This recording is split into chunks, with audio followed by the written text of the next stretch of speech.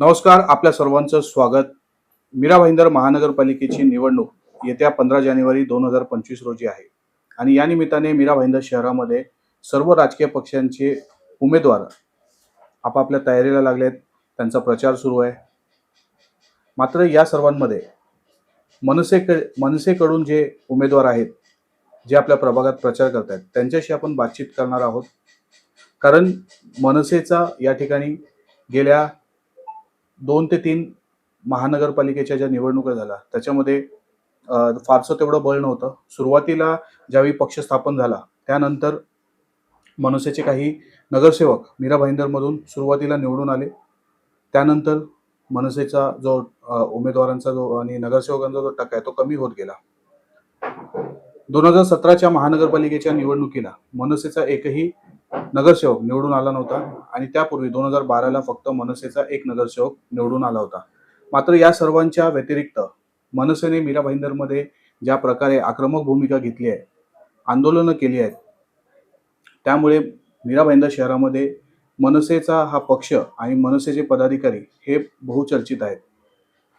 कुठल्याही प्रकारचा अन्याय असेल त्यासाठी वाचा फोडण्यासाठी मनसेच्या पदाधिकाऱ्यांनी शासनाला धारेवर धरलाय. या सर्व पार्श्वभूमीवर आणि याच सर्व मुद्दे घेऊन 2025च्या निवडणुकीसाठी मनसेचे उमेदवार निवडणुकीच्या रिंगणात उतरले आहेत.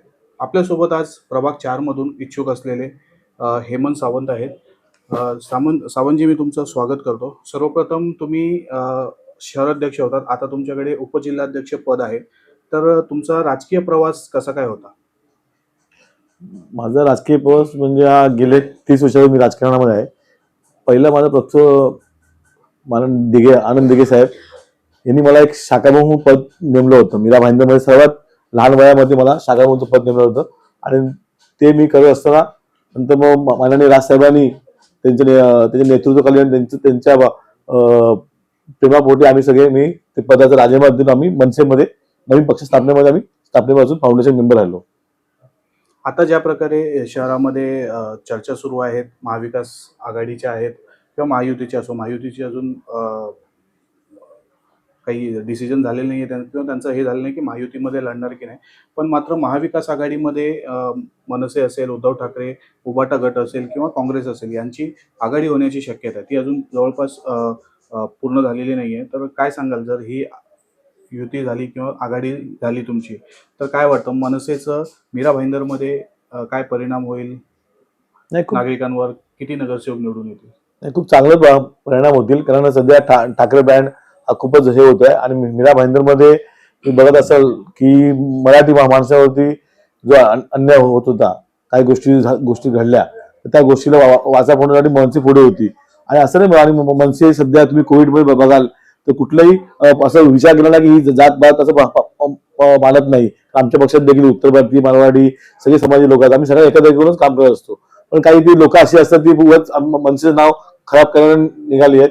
असं काही नाही. आम्ही आमच्या वॉर्डामध्ये पण गेले लागोपाठ 2 टाइम मध्ये मनसेचे नगरसेवक जिंकून आले. तर ते इकडे मराठी क्राऊड होतं असं नाही, इकडे उत्तर भारतीय पण आहेत, मारवाडी आहेत, सगळी पांढरे लोक आहेत. तर मनसेला या कोविडमध्ये सगळ्यांनी दाखवून दिलं की मनसे फक्त एकच पक्ष होता की जो कोण रस्त्यावरती उतरला. बाकी सर्व पक्षातले जे नगरसेवक होते काही वाडीवर जाऊन बसले किंवा कुठे बाहेर फिरत होते, पण ते रस्त्यावर उतरलं नाही. आणि रस्त्यावर फक्त यंग मुलं ती मनसेचीच दिसली. नाही, नक्कीच मनसेच्या आंदोलनाला जी लोकांचा प्रतिसाद मिळतो तो चांगलाच आहे आणि राज ठाकरे यांच्या सभेला देखील उत्स्फूर्त प्रतिसाद येतो, पण त्यांचं रूपांतर मतदानामध्ये होत नाही. त्याचं कसं आहे की मतदान होत असतं, पण सध्या तुम्ही बघत आहे की या मतदार यादीचा घोळ, ईव्हीएम मशीनचा घोळ, त्याच्यामुळे ते मतदान दिसत नाहीये. आज पण तुम्ही बघा, मीरा भाईंदरमध्ये मी भाईंदर प्रभाग क्रमांक 4 मध्ये असून आमची प्रभाग क्रमांक 2ची मतं आमच्यामध्ये आली आहेत, आमची वॉर्डची मतं 11 मध्ये गेली आहेत. म्हणजे गेल्या टायमाला 70,000 मतं होती, या टायमाला 40,000 झाली. कशी झाली? तक्रार करून ती कमी होणार होती, उलट ती वाढली गेली. अजून देखील पण तो घोळ काही संपत नाहीये. आणि हे सत्ताधारी जे दोन्ही पक्ष आहेत हे हाच गोंधळामध्ये इकडच्या बाकी पक्षांना गुंतवून ठेवलाय, जेणेकरून हे लोक तिकडे त्यांचं काहीतरी प्लॅनिंग चालू आहे मोठा. शहरामध्ये राजकीय पुढारी आहेत, अनेक पक्षाचे राजकीय पुढारी आहेत, जनता असेल, त्यांच्या समोर आता सध्या तरी एक चित्र आहे, की मनसेमध्ये सध्या कुठे ना कुठे गटबाजी सुरू आहे आणि त्या गटबाजीचा फटका आहे तो तुम्हाला मतदानामध्ये लागू शकतो का? कारण की तुमचे काही पदाधिकारी आपापल्या प्रमाणे प्रचार करत आहेत. त्या प्रचाराला कुठल्याही प्रकारच्या प्रचाराला तुमचे शहर अध्यक्ष उपस्थित नाहीयेत. नाही, असं काही नाही आहे, कारण आता आमचे मनसे सगळे कार्यकर्ते आपल्या प्रभागात काम करतात. सगळ्यांनी वरिष्ठांनी सांगितलंय की तुम्ही बाहेर लक्ष न देता फक्त प्रभागापुरतीच काम करा. जे पण तुम्हाला काय ते बळ लागेल ते आम्ही तुम्हाला देऊ. आणि ज्या मीटिंग मीडिया असतात तेव्हा ते लोक येत असतात. शहर अध्यक्ष आपले जिल्हाध्यक्ष अविनाश जाधव आहेत, बाकी आमचे सगळे विधानसभा अध्यक्ष आहेत, प्रत्येकाने आणि प्रमुख जे वॉर्ड आहेत त्यामध्ये वॉर्डमध्ये आम्ही लोकांनी जास्त करून लक्ष दिलेलं आहे. आमच्या वरिष्ठांचं लक्ष आहे की ह्या प्रभाग आपल्याला काही पण करून घ्यायचेच आहेत. आणि ह्या टायमाला मीरा भाईंदरमध्ये आम्ही जास्तीत जास्ती आमचे उमेदवार जिंकून येतील याचा आमचा पूर्णपणे ताकद लावलेली आहे. जागा वाटपाचा काय फॉर्म्युला असणार आहे आणि जर महाविकास आघाडीमध्ये मनसे आता सामील झालेली आहे, तर महाविकास आघाडीमुळे मनसेचा फायदा मीरा भाईंदरमध्ये शहरात होईल का? होईल ना, का नाही होणार? तर ते सर्व पक्षाची त्याची काही ना काही पॉकेट आपल्याला मिळू शकतात. आणि आम्ही असं काही ठरवलं नाही की तुम्हाला जास्त कमी.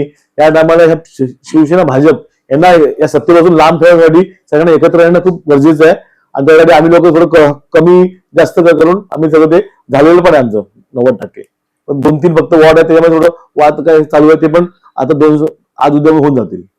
ज्याप्रमाणे आता तुम्ही पक्ष आपल्या प्रभागामध्ये प्रचार करत आहेत, तर त्यावेळी जनतेचा काय कौल आहे? जनतेकडून काय तुम्हाला त्यांचा प्रतिसाद मिळतोय, की कशा प्रकारे राजकीय वातावरण आता सध्या मीरा भाईंदरमध्ये आहे? नाही, खूप चांगला प्रतिसाद आहे. कारण आता मी उद्धव जेव्हा राजसाहेब आणि उद्धव साहेब दोन्ही एकत्र आल्यामुळे मराठी माणसामध्ये खूप वेगळी प्रकारची ऊर्जा निर्माण झालेली आहे. ते लोक आम्हाला सांगतात की नाही ठीक आहे, इकडचे नेते पळून गेलेत, पण जी खरे मतदार आहेत ते जागेवरतीच आहेत. आणि त्यांनी खूपच बोललं की नाही, या टायमाला मनसे शिवसेना ह्या उभाटा ह्यांना दोघांनाही आम्ही जिंकून देणार.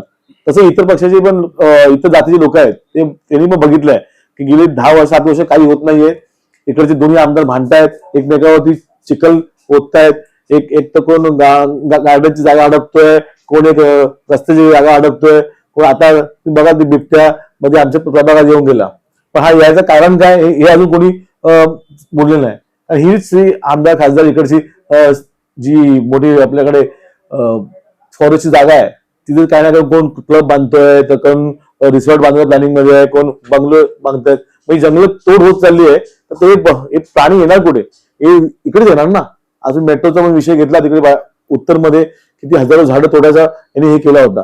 आणि मनसे फक्त रस्त्यावर उतरली, सगळ्यांच्या मोहीम घेतल्या, सर्व काही आम्हीच केलं. पण नंतर फक्त शहर गेला, फक्त ही लोक पुढे येतात. ते आम्ही काय त्या शहराच्या याच्यात नाही, पण आम्ही खरोखर जनतेसाठी आणि आमच्यासाठी लोकांसाठी आम्ही भांडतोय, हे आम्हाला समाधान आहे. तुम्ही ज्या प्रभागामधून आता उमेदवारी लढवतात त्या ठिकाणी यापूर्वी भाजपचे नगरसेवक होते, तर त्यांनी आतापर्यंत तुमच्या प्रभागात काय विकास कामं केली, कोणती विकास कामं राहिली, किंवा कुठला असा मुद्दा आहे तो जो त्यांनी घेतला नाही, आणि तुम्ही जर निवडून आलात तर पुढे तुम्ही कसं काम कराल तुमच्या प्रभागासाठी? नाही, बरोबर. याच्या आधी कोण नगरसेवक होते, काय होते, ते लोकांना खूपच संभ्रम आहे. कारण काय, फक्त नगरसेवक मी बघितलं ना मीराबाई, ते फक्त सेल्फी पॉईंट काढण्यामध्ये पुढे होते. बाकी त्यांनी असं काही काम दिसत नाही कोणाचं.